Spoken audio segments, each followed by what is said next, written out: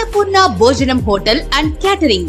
రుచికి శుచికి శుభ్రతకు దర్శి పట్టణంలోని అన్నపూర్ణ భోజనం హోటల్ అండ్ క్యాటరింగ్. మీ ఇంట్లో జరిగే శుభకార్యములకు 10 నుంచి 10,000 మంది వరకు మీరు కోరుకున్న వంటలు, భోజనం సప్లై చేయబడును.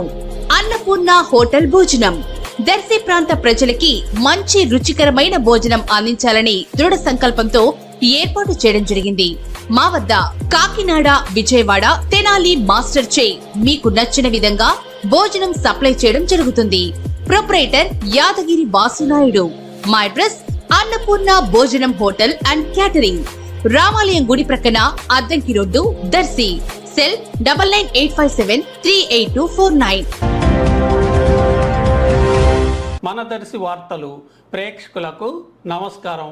వార్తలు సమర్పిస్తున్నది మీ గంగిశెట్టి రామస్వామి. దర్శి నియోజకవర్గం టీడీపీ జనసేన పొత్తులో ముందుగా ఊహించినట్లే రోజు రోజుకు ఒక మార్పు జరుగుతుందనేందుకు సాక్ష్యంగా జనసేన 24 ఎమ్మెల్యే సీట్ల నుంచి 21 సీట్లకు తగ్గించుకోవడంతో దర్శి ఎమ్మెల్యే అభ్యర్థిగా జనసేనకు దాదాపుగా అవకాశం లేదనే సమాచారం ప్రస్తుతం గుప్పుమంటుంది.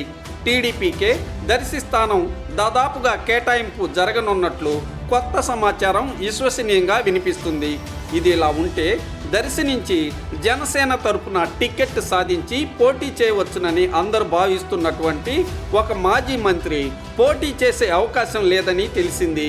మాజీ మంత్రి కుటుంబ సభ్యులందరూ కలిసి మాట్లాడుకుని వైసీపీని వీడేదే లేదని, వైసీపీలోనే కొనసాగాలని నిర్ణయించుకున్నట్లుగా స్పష్టమైన సమాచారం వినిపించింది.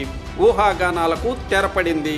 దర్శి టికెట్ పొత్తులో భాగంగా టీడీపీకి దక్కనున్నట్లుగా ఈరోజు తెలుస్తుండగా మాజీ మంత్రివర్యులు గొట్టిపాటి హనుమంతరావు మనమరాలు, మాజీ ఎమ్మెల్యే గొట్టిపాటి నరసయ్య కుమార్తె డాక్టర్ గొట్టిపాటి లక్ష్మి దర్శి సీటు కోసం గట్టి ప్రయత్నాలు చేస్తున్నట్లుగాను, గొట్టిపాటి రవికుమార్ కూడా సహకరిస్తున్నట్లుగాను తెలిసింది. ఇప్పటికే ఒంగోలు అర్షిని విద్యా సంస్థల అధినేత గోరంట్ల రవికుమార్ను దర్శి నియోజకవర్గ టీడీపీ ఇన్ఛార్జిగా నియమించిన విషయం తెలిసిందే కదా. దర్శి టీడీపీ ఎమ్మెల్యే టికెట్ ఎవరికి దక్కుతుందో ఏమో ఎదురు చూడాల్సిందే మరి.